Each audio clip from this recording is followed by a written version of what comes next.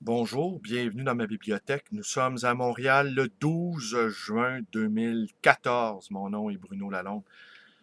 Ce matin, je vais vous lire Georges Perros, où il parle de la critique. Comment nous prétendons être insensibles à la critique quand en réalité il n'en est rien. Que la moindre critique nous atteint, nous blesse plus profondément que des louanges. Sans louanges ne font pas le poids face à une seule critique, visiblement. Alors ce matin, j'ai l'humeur un peu volatile, si je puis dire. Est-ce la pluie qui tombe? J'ai été passablement... En fait, je vais vous dire ce que je pense. Je suis exaspéré par cette récupération qui est faite de José Yvon par ce que j'appelle les travailleuses du texte, n'est-ce pas? Et qui juge que José Yvon, cette poète morte aujourd'hui, le 12 juin, morte des conséquences de sa séropositivité, qui est morte du sida, autrement dit, à l'âge de 44 ans, et depuis quelque temps, l'objet d'une intense récupération par l'institution universitaire. Évidemment, l'institution finit toujours par tout récupérer. C'est cela, l'institution. On aurait beau pisser contre ces murs, eh bien, tôt ou tard, il y aura un chercheur qui fera un prélèvement de cette urine et l'analysera consciencieusement. On aurait beau se tenir loin de tout cela, eh bien, il suffit qu'on laisse quelques traces ici et là et voilà, une belle carrière de chercheur se met en branle, si je puis dire. Oh, il y a quelque temps aussi, j'ai été passablement exaspéré par cette photo publicitaire de Catherine Mabrikakis en détenue, faisant la promotion dans son dernier livre. On la voyait sur une fiche anthropomorphique. Et je songeais, ce matin-là, passant devant la vitrine de chez Olivieri, combien nous étions loin de José Yvon, qui elle est morte de d'avoir su été fidèle jusqu'au bout de ses convictions, je ne sais trop. Mais assurément, José Yvon et Denis Vanier, son compagnon, viennent d'un milieu classe moyenne, petit bourgeois même. Et ils ont plus que flirté avec la déchéance, ils en sont morts. Alors ils ont décrit le milieu des prostituées, des junkies, des mal-aimés, des laissés pour compte. Et eux-mêmes ont fini par y passer. J'ai toujours eu des sentiments très, très mélangés à l'égard des deux, en fait. Je les ai connus un peu. Il m'arrivait d'acheter du pot au début des années 90 chez Denis Vanier, sur la Ontario. Il vendait du pot. Et pendant un certain temps, j'en ai acheté 10$ le gramme. Et José Yvon, je la voyais, je l'ai vue régulièrement le matin, parce que j'étais gérant dans un café-restaurant sur la rue La Fontaine, juste en face de chez elle. À ce moment-là, il y a 20 ans, il lui restait pas tellement d'années à vivre. Elle était très gentille, une grande fille, un peu ronde, mais très douce, très, très aimable avec moi, en tout cas. Et, bref, je l'aimais bien. Mais pour moi, leur mode de vie était une abomination. Parce que je viens d'un foutu trou, justement. Et, et ce sordide-là, j'ai tout fait pour y échapper. J'en aurais jamais fait l'apologie. Jamais. Jamais. Et je n'ai jamais prétendu non plus parler pour ceux qui n'avaient pas de parole, comme je l'ai lu dans le Devoir ce matin. Non, moi, mon unique combat est un combat politique, si je puis dire, c'est ne pas accepter finalement que des gens croupissent dans la misère. fût-elle poétique ou fût-elle récupérable par des chercheurs d'université. Moi, c'est une abomination. La pauvreté est une horreur. Je n'en ferai jamais l'apologie. La pauvreté trop tôt subie dans l'enfance est destructrice. Aucune chance de s'en sortir. On me fait souvent la remarque, ouais, mais puisque toi tu t'en es sorti, ça devait donc pas être si terrible. Ben c'est ça. C'est ça le complexe du survivant. C'est que tu crois pas que tu mérites d'avoir survécu. Et tu ne peux pas te faire à croire même que ce n'est que par tes propres mérites, contrairement à ce que l'on pense généralement. Tu le sais très bien que si tu t'en es sorti, c'est par la chance, le hasard, l'arbitraire. Qu'au fond, ta marge de manœuvre au niveau des choix est très, très limitée. Et que même certains choix hasardeux que j'ai faits, comme d'abandonner l'école à l'âge de 15 ans, auraient pu facilement s'avérer plutôt fatal. On ne peut pas dire que de ne pas avoir complété son secondaire 2 est un avantage incroyable dans l'existence. Mais toutes sortes de raisons m'ont fait que j'ai abandonné l'école. Pour moi, l'école était un lieu d'incarcération. C'était une prison, autrement dit. Une véritable prison. Et encore aujourd'hui, je me demande comment des adultes sains d'esprit peuvent avoir envie d'être professeurs. Je le dis en toute humilité, là. Pour mes amis professeurs, j'ai beaucoup d'amis professeurs.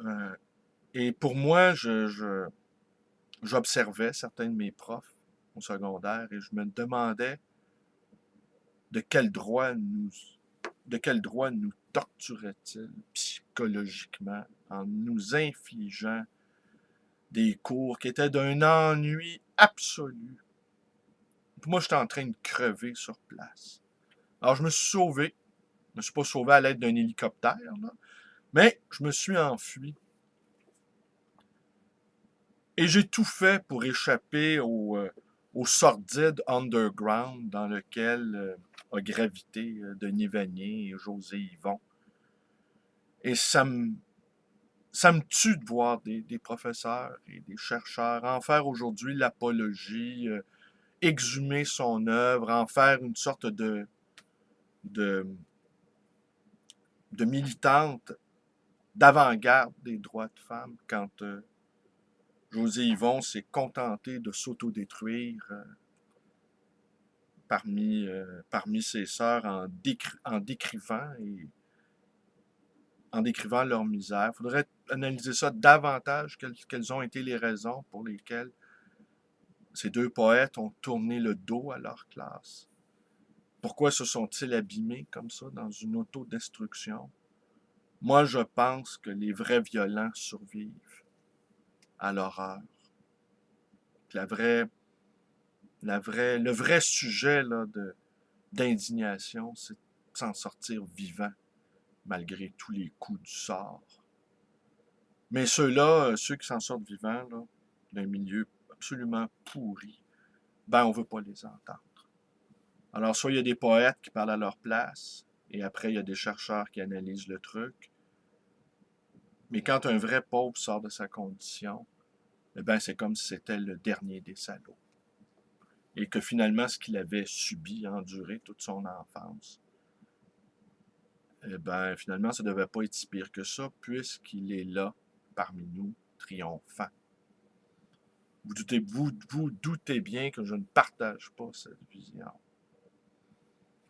Alors, est-ce que je vous lis Georges Perros sur la critique? Oui.